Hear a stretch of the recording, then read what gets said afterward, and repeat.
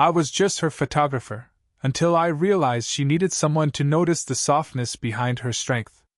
The afternoon light in my studio has a particular softness to it, warm, amber-toned, filtered through cream curtains that sway just slightly whenever the window is cracked open.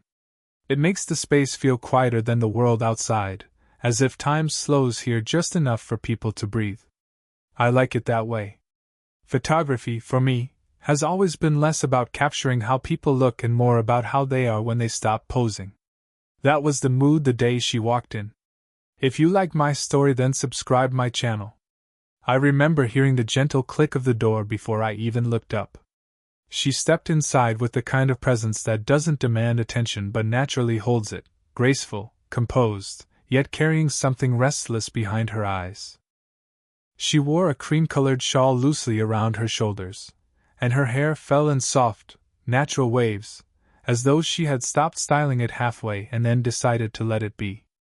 Beautiful not in the obvious, polished way, but in the way that deepens the longer you look. She introduced herself softly, her voice steady but quiet, and told me she needed a portrait, not for social media, not for a celebration, but something formal. The hesitation in her tone made the request feel heavier than the words themselves. I guided her toward the chair near the window, where the light was kindest. She sat with her back straight, hands folded loosely, as though she had practiced calmness for years. Still, I noticed the small things, how she rubbed her thumb over the fabric of her shawl, how she exhaled before each pose like she was preparing to step into something uncertain. "Look here," I said gently, lifting the camera. She met my gaze through the lens. And something paused. Her expression wasn't blank or stiff. It was guarded. Like someone who has learned how to smile without offering too much of herself. A smile for strangers. A smile for the world. A smile worn like armor. But every now and then, when she blinked, when she adjusted her shoulders, when she simply rested, a flicker of something real broke through. A softness. A tiredness. A longing she didn't speak aloud. I lowered the camera more often than I should have, not to check the photos, but because I kept finding myself looking at her without needing the lens. She noticed. Of course she did. When the session ended, I printed a small preview for her to take home. As she reached for it, our fingers brushed, not a dramatic moment, just warm skin against warm skin. But the feeling lingered, quiet and steady, like something meaningful had passed between us without a word spoken. She held the photograph carefully, almost tenderly, and before leaving she said, "You look at people like you actually see them." I didn't know yet what she meant. But I would. She returned 1 week later, though she hadn't scheduled a follow-up appointment. The bell above the studio door chimed softly, and when I looked up, she was already standing just inside, as if uncertain whether she belonged there again. The shawl was different this time, a muted sage green, but she held it in the same careful way, draped loosely over her arms like a quiet comfort. "I came to see the prince," she said, but her tone carried a question that had nothing to do with photographs. I invited her to sit at the small round table by the window. The afternoon was gentle and sunlit, and as we settled into the moment, it felt less like client and photographer and more like two people who were slowly deciding to trust each other. I brought out a pot of tea, jasmine, the only kind I ever keep here, and poured us each a cup. The steam curled between us like something unspoken. She studied the prince carefully, not with vanity or self-critique, but with quiet contemplation, like someone recognizing herself after a long time. Every now and then, her gaze flicked to me, as if trying to understand what I had seen when I took those shots. "These look different than I expected," she said finally. "How so?" I asked. She hesitated, then replied, "I didn't know I still looked soft. Like someone who feels things." There was no bitterness in her voice. Just surprise. I didn't rush to respond. Silence can be a place where honesty breathes. "You didn't pose," I said. "You just were." Her eyes lowered, but not in embarrassment. In reflection. We talked then. Slowly. Carefully. About her work, community development, supporting young women trying to rebuild their lives. She spoke with empathy, resilience, and a deep steadiness that came from years of listening and holding space for others. But whenever I asked about her, personally, her life, her dreams, her fears, she redirected gracefully. Not avoidance. Protection. Her boundaries were gentle but deliberate. And I respected them. Still, there were small openings, moments when her voice softened, when she leaned in just slightly, when her eyes held mine a second longer than necessary. These were the moments that spoke louder than any confession. At one point, a strand of hair slipped forward across her cheek. Without thinking, I reached to tuck it back behind her ear. My fingers brushed her skin, warm, smooth. Her eyes closed, just for a heartbeat. Not in discomfort. Not in surprise. In trust. The air between us shifted. The room felt smaller. Not confining, just closer. When she finally stood to leave, she paused at the door and looked back at me. There was no smile this time, just something open, vulnerable, unguarded. "You look at people like you're not afraid to see what they're carrying," she said softly. I wanted to ask her what she was carrying. But I also knew she would tell me when she was ready. So I simply nodded, and let her go. It was a few days later when I saw her again, not in the studio, but out on the street just as the evening was settling in. The city was wrapped in that soft hour between day and night, when the sky turns lavender and the air feels gentler. She was standing near the bakery across the road, holding a small paper bag and adjusting her shawl against the light breeze. She noticed me before I could call out. Her expression warmed, not a smile exactly, but something in her eyes that acknowledged familiarity. She walked over with an ease that hadn't been present before, as though some invisible boundary had shifted. "Heading home?" she asked. I nodded. "You?" She lifted the bag slightly. "Just picking up dinner. I don't usually cook much for myself. Habit, I suppose." There was something quietly revealing in that sentence. A subtle admission of solitude. We began walking, our steps naturally falling into rhythm. The world around us was unhurried, streetlights humming to life, distant laughter from a group of teenagers, the scent of bread drifting from the bakery behind us. It felt like the kind of evening where conversations didn't have to be planned, they could simply unfold. We didn't talk about anything deeply personal at first. Instead, we talked about small things, music we listen to when we need to think, places that feel like home even when they aren't, the comforting ritual of morning coffee.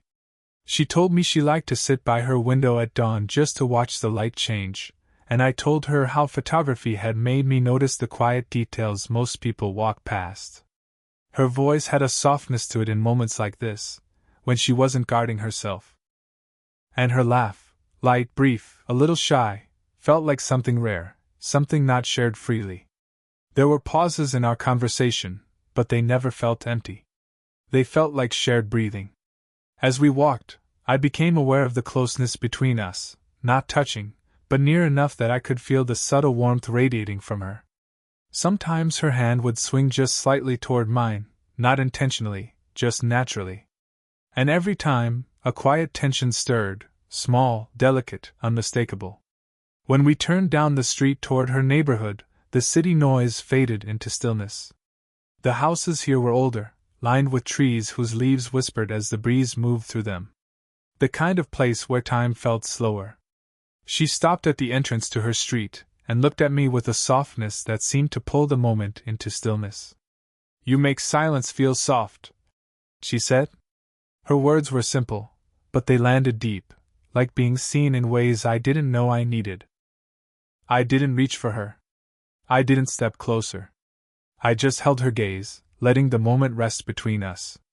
"Maybe it's because you don't rush to fill it," I replied. She exhaled, steady and warm. For a heartbeat, it felt like our hands might touch. Like we were one small breath away from closing the space between us. But we didn't. Instead, she gave a gentle nod, turned, and walked down her quiet street, her shawl moving softly with each step. I stood there for a while after. Not lonely. Just aware. Something had begun, slow, quiet, inevitable. She came back 2 mornings later, this time without calling ahead. The studio was quiet, sunlight pooling across the wooden floor, dust motes drifting slowly like tiny, thoughtful snowflakes. I had been adjusting some prints on the back wall, but when I heard the familiar soft chime of the door, I knew it was her even before I turned. She wasn't dressed for a formal session. No shawl. No careful presentation. Just a simple linen blouse and jeans, her hair loosely gathered, strands falling exactly where they wanted to. There was something different in the way she stood, less poised, more present. As if she'd stopped trying to control how she appeared. "I think I want another portrait," she said, voice quiet but steady. I understood, though she didn't explain. This one wasn't about professionalism or presentation. This one was for her. I gestured toward the familiar chair near the window, the place where light softened everything. She sat without hesitation. Her hands lay open in her lap, relaxed, uncurled. A woman deciding, for once, not to brace herself. I lifted the camera slowly, so she could see every motion. I didn't want her to feel observed from a distance. I wanted her to feel accompanied. "Breathe," I said. She exhaled, her shoulders releasing, her eyes meeting mine directly. No practiced smile. No guarded posture. Just the quiet truth of who she was in that moment. Click. Click. Click. The shutter sounded softer than usual, as if it understood. After a few minutes she spoke, not looking away from the lens. "I applied for a position," she said. "A leadership mentorship group. Something I've wanted for a long time." A pause. "But I almost didn't. I kept thinking, who am I to guide others when I barely remember how to stand tall for myself?" The sentence landed in both of us with weight and tenderness. I lowered the camera, slowly, carefully, and stepped just a little closer. Close enough to show attention, not demand intimacy. "You think strength looks like never bending," I said gently. "But I think strength looks like learning to rise again. And again. Even quietly." Her eyes flickered, like something inside her had been seen, really seen. She looked away briefly, jaw tightening, not in defense but in the fragile moment before emotion breaks open. Her breath caught, not tears, just a tremor of truth surfacing. "I forget," she whispered, "that I'm allowed to be a person. Not just reliable." The words were small. But they were everything. Without overthinking, she reached out, her fingers brushing the inside of my wrist, where the skin is thin and the pulse runs close to the surface. Not a dramatic gesture. Not romantic in the bold sense. Just a grounding. A thank you without speaking. A quiet stay here with me for a moment. I did. I didn't move away. I didn't move closer. I simply let her hold that contact for as long as she needed, her fingers warm, steady, human. And in that stillness, we both understood something. This connection wasn't about age or circumstance. It was about recognition. Two lives briefly unguarded. Two hearts beginning to trust. We sat side by side at the small wooden table where clients usually review their prints, though by now, the space felt less like a workspace and more like a place where our moments lived. The late afternoon sun slanted in through the window, laying soft, golden shapes across the table, across her hands, across the quiet space between us. The world outside continued its usual motion, but here, things slowed, not forced, just naturally. The photographs were spread in front of us, her in light, in shadow, in laughter, in stillness. None of them were posed. They were fragments of someone who was beginning to reappear to herself. She studied one image longer than the others, the portrait where her head tilted slightly, and there was something tender, almost luminous, in her eyes. Her expression in that photograph wasn't polished. It was present. "This one," she said, almost to herself. "I didn't think I could look like this anymore." Her voice was steady, but the words carried ache and wonder braided together. There was no vanity, no self-consciousness, just a realization of something she thought she had lost. "You've always looked like that," I said gently. You just forgot. She didn't respond right away. Instead, she breathed in deeply, the kind of breath that comes after a truth settles in the body before it reaches the mind. I shifted slightly, enough that our shoulders brushed, barely, but the warmth of that contact felt like it moved directly into my chest. She didn't pull back. In fact, she leaned into that closeness like it was the most natural thing in the world. We continued looking through the prints, quietly. No rush. No need to fill the silence. Then, as I reached to adjust one of the photographs, her hand moved, slow, deliberate, and came to rest lightly on top of mine. She didn't grip or cling. She placed her hand there, like a choice. Like a statement.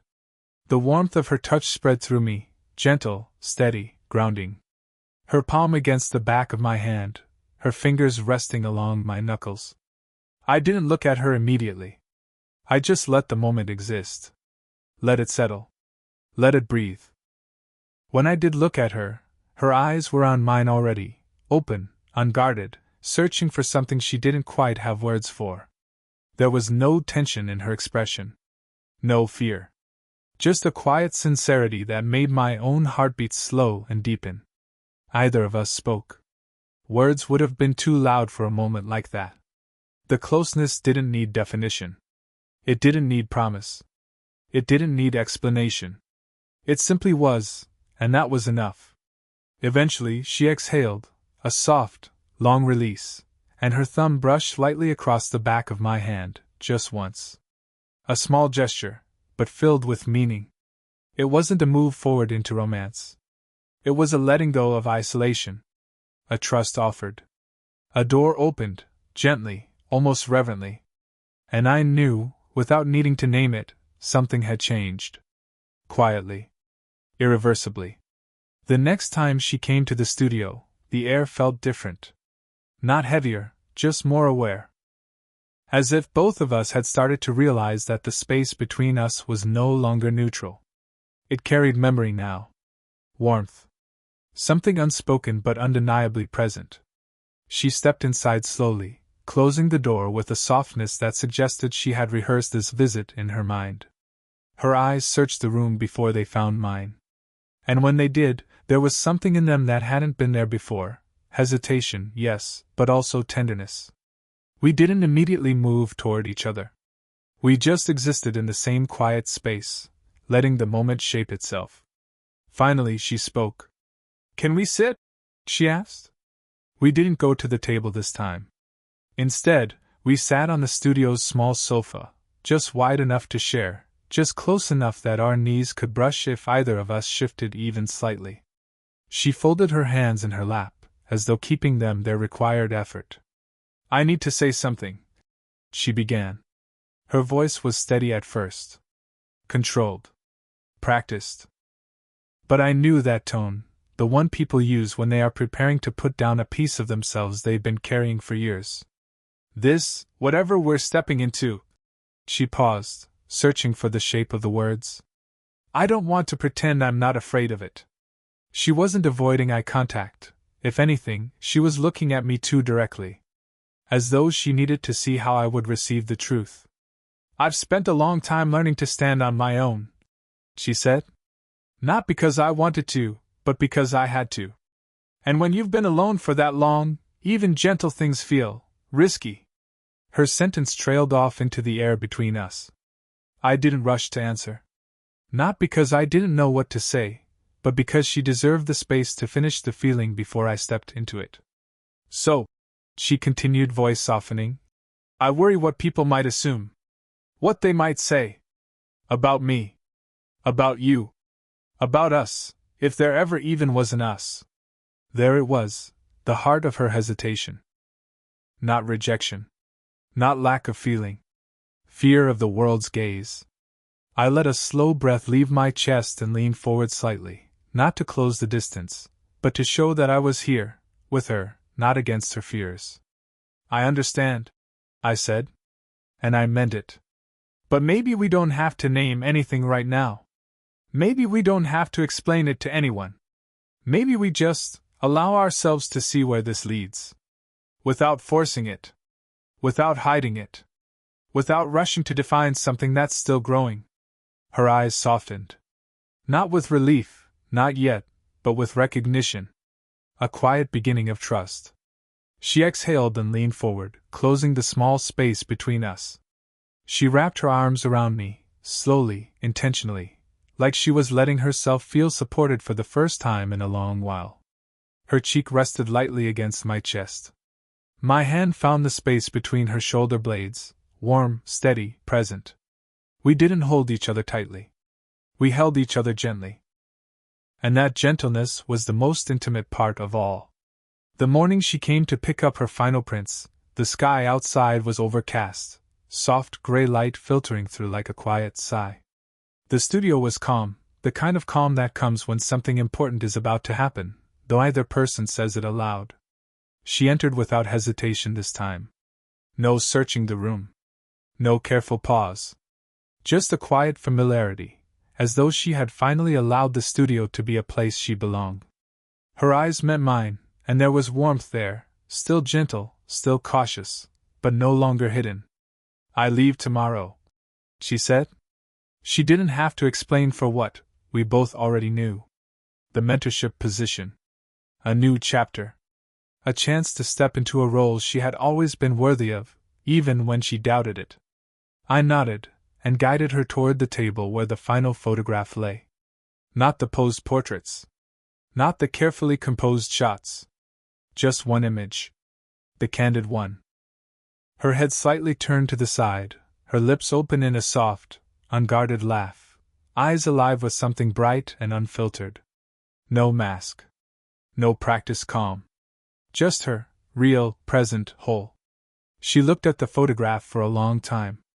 Not with surprise. Not with disbelief. But with recognition. "That's actually me," she said quietly. "Not the version I keep trying to be." I didn't interrupt the moment. I just watched her let that truth settle, deep into the places that had been tired for too long. Then she looked up at me. Something unspoken passed between us. Not a request. Not a question. Just acknowledgement. Of what we shared. What we uncovered. What we could be. She stepped closer. Not quickly. Not dramatically. Just an intentional, measured closing of the distance until she was standing close enough that I could feel her breath, warm and steady, between us. Her hand lifted, slow, gentle, and her fingers traced the line of my jaw. Her thumb rested just below my cheekbone, the touch familiar now, but still full of meaning. Not possession. Not longing. Just closeness. "Thank you," she whispered. "For seeing me. Not just in the photographs, but here." She lightly touched her chest. I leaned my forehead to hers, the space between us dissolving without needing to be named. No rush. No desperation. Just presence. We didn't need a kiss. The silence held all the tenderness that a kiss might have claimed. "I don't know what comes next," she said. "I don't need us to know yet," I answered. Her breath caught, soft, almost a laugh. The kind that comes from relief. The kind that comes from being allowed to move slowly. We walked to the door together. She didn't let go of my hand until she had to, and even then, her fingers lingered for one last warm second against mine. No promises were made. None were needed. What we had was real. Quiet. Gentle. Steady. A connection that didn't end just because the scene did. Some beginnings don't need certainty. Only honesty. And the courage to continue.